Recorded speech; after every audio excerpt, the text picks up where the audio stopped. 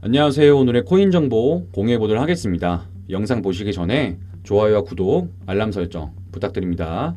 오늘은 리플에 대해 브리핑 드려보도록 하겠습니다. 브리핑 시작에 앞서서 저희 채널 영상 하단의 고정 댓글에 보시면 저희 소통방으로 들으실 수 있는 링크가 있습니다. 저희 채널은 일체 유료 정보료 없이 저희 코인 투자자들끼리 정보를 교류하고 또 본인의 보유 코인이나 상담 역시도 도와드리고 있으니까 부담 없이 참여하셔서 같이 공유하며 유익한 소통 채널이 되고 싶습니다. 많은 참여 부탁드립니다. 그럼 브리핑 시작해보도록 하겠습니다.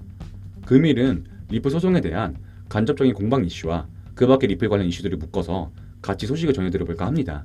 이슈를 전해드리기 전에 리플의 시세 분석 먼저 말씀드리고 넘어가도록 하겠습니다. 암호화폐 분석 매체 FX 스트레이트에 따르면 리플의 가격이 위험한 위치에 있는 것으로 보인다는 분석입니다.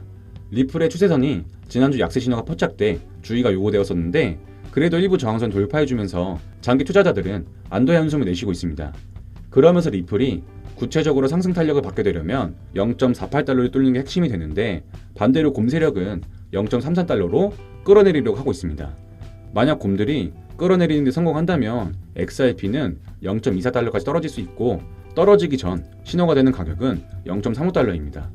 이 약세 시나리오가 무효화되려면 새로운 관점이 나올 때까지 앞서 말한 0.48달러가 핵심이며 이 가격이 유지되면서 0.48달러를 뚫게 된다면 XRP는 최대 240% 상승을 위해 2달러까지 높은 가격을 목표로 강세를 보일 수 있다는 전망입니다. 차트적 분석으로 보면 0.48달러가 핵심이 되어 과연 이 부분을 뚫고 큰 상승을 보여줄 수 있을지 꾸준한 시세 체크가 필요해 보이네요.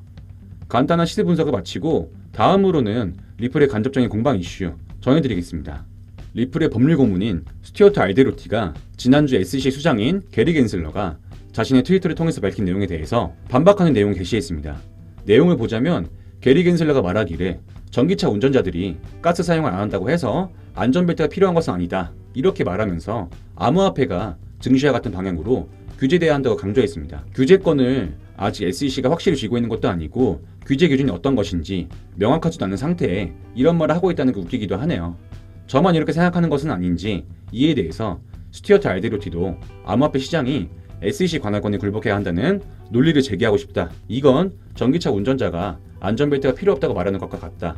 SEC가 소유하고 통제하는 주유소를 사용하지 않는 전기차 운전자를 처벌하는 것과 비슷하기 때문이다 라고 말하는 데 이어 SEC 위원장인 게리 겐슬러가 투자자를 보호하고 시장 규정을 충족하는 암호화폐 시장 구축한다면 시장에 대한 신뢰성이 커질 것이라고 말했지만 그는 이를 위한 로드맵을 제시하지 않았다 라고 말하면서 일침을 가했습니다. 그리고 이번에 일침을 날리기 전에 이전에 스튜어트 알데로티는 SEC는 규칙 제정을 통해 규제 명확성을 제공하기보다는 집행을 통해 위협함으로써 시장을 괴롭히려 한다.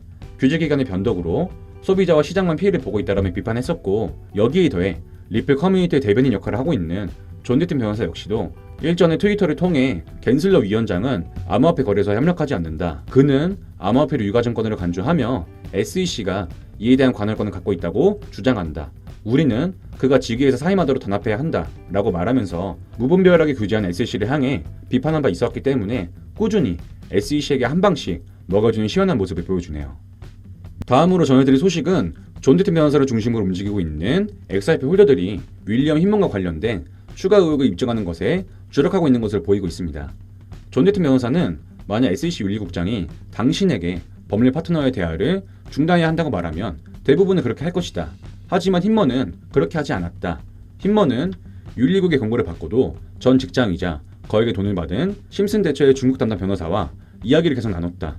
당신은 그 둘이 만났을 때 나스닥 상장 이슈와 관련해서 이야기하지 않았을 거라고 생각하는가? 라며 힌먼이 상장에 대한 소스를 미리 받는 등의 이익을 추구하는 행태를 했을 것이라고 말하고 있는데 힌먼 스피치가 공개되기도 전에 엄청난 질타를 받고 있는 것으로 보여 여론은 한층 더 리플 쪽으로 기울게 되겠네요.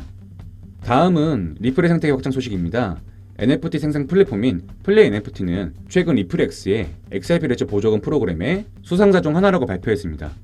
플랫폼을 통해 트위치 스트리머는 XRP 레저에서 NFT를 생성하고 다른 게이머 및 개발자 연결을 하여 게임 내에서 토큰 유틸리티를 제공할 수 있고 이달 말 출시될 예정이라고 하는데 리플이 대형 플랫폼인 트위치까지도 영향력을 넓혀가는 기분 좋은 소식이었습니다.